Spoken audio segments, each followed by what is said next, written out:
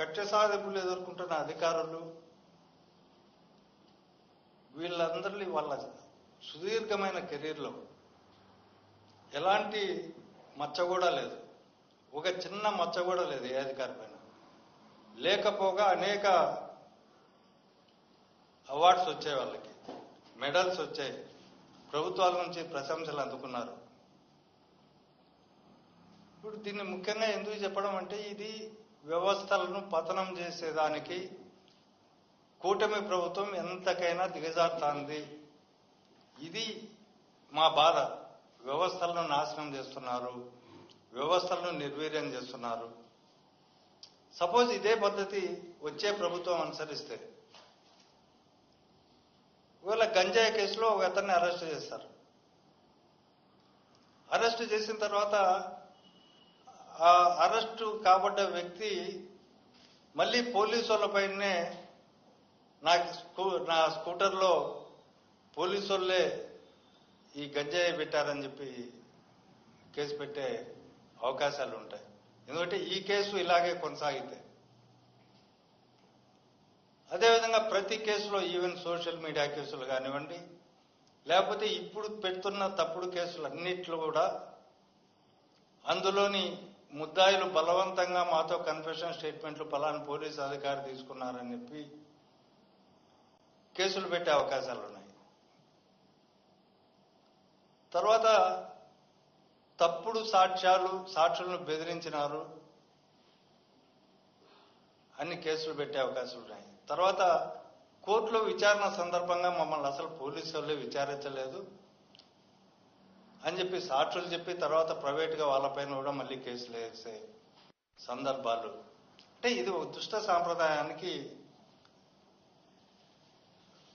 ఆజ్యం పోసేదానిగా, దానికి ఒక వ్యవస్థలను నిర్వీర్యం చేసే విధంగా, వ్యవస్థలను భ్రష్టు పట్టించే విధంగా ఈ కూటమి ప్రభుత్వం వాడుకుంటారు అనేది వాస్తవం. అయితే ఇప్పుడు పోలీసులు కూడా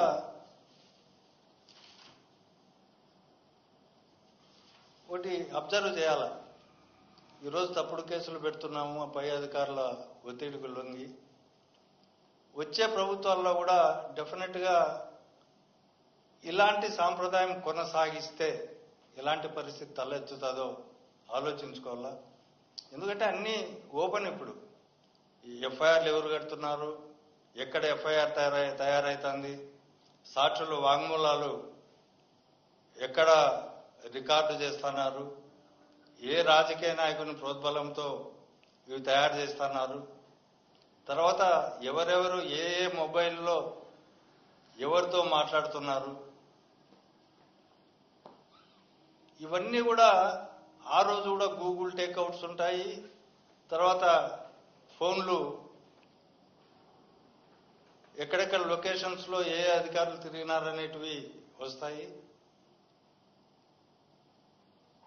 కాబట్టి పోలీసులు కూడా అధికార కూటమి మాటలకు లొంగకుండా కొంత నిబద్ధతతో పనిచేసి, ఎందుకంటే ఇప్పుడు వాళ్లకు చాలా మందికి పోస్టింగ్స్ ఇలా గతంలో ప్రభుత్వంలో పనిచేసిన అధికారులకి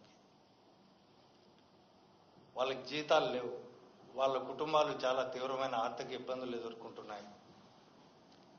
వాళ్ళు ఎక్కడో రీజనల్ ఆఫీసెస్లో సంతకాలు పెట్టమంటున్నారు. వాళ్ళ కుటుంబం ఒక దగ్గర ఉంటే, రీజనల్ హెడ్ క్వార్టర్స్ వేరే దగ్గర ఉంటే వీళ్ళు పోయి అక్కడ సంతకాలు పెట్టి వాళ్ళకు కనీసం జీతాలు రానివ్వకుండా ఈ ప్రభుత్వం చూస్తున్న కక్ష సాధింపు ధోరణులు చూస్తున్నారు.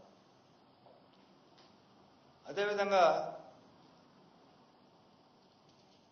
పోలీస్ అధికారుల సంఘాలు కూడా ఒకటి చూడాల్సిన అవసరం ఉంది.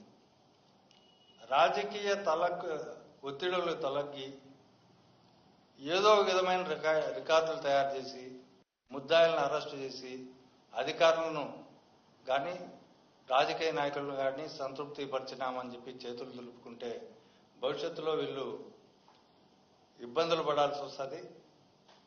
తర్వాత న్యాయ ప్రక్రియ, ఈ ముఖ్యంగా న్యాయ ప్రక్రియ, చట్ట ప్రక్రియ, తర్వాత ప్రజాస్వామ్య ప్రక్రియ, వీటన్నిటికీ వీటిలో సగౌరవంగా తలెత్తుకునే విధంగా పని చేయాలని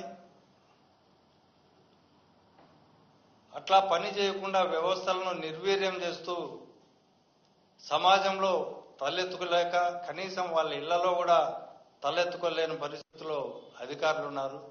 చాలా కేసుల్లో ఇప్పటికే అధికారులు అరెస్టు చేసిన ముద్దాయిలతో మీరు ఏమీ అనుకోకండి, మాకు పైనుంచి ఒత్తిళ్లు ఉన్నాయి, వాటికి అనుగుణంగా మేము చేస్తున్నామని చెప్పి చెప్తున్నటువంటి పరిస్థితి.